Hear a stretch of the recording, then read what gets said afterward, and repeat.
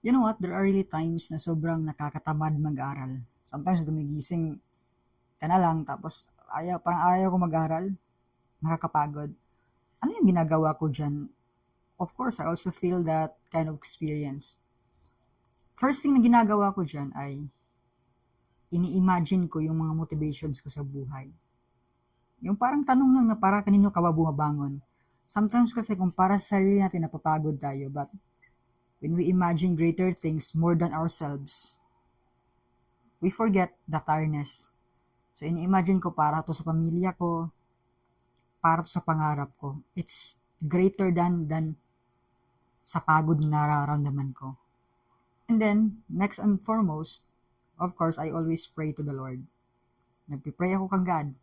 I hold on to the word of God in James 1:5 in the Bible. It says that, if any of you lacks wisdom, you should ask God, who gives generously to all without finding fault, and it will be given to you.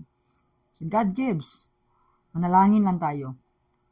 There are really times kung hindi siya kaya ng ating laman, kaya po siya ng Spirit ng God.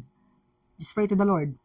Pray for motivation, and of course, pray for wisdom. And napapansin mo lang, parang may gana na akong mag-aral. Dasal lang pala yung kulang. Okay, so don't forget to pray before and even after you study. Okay?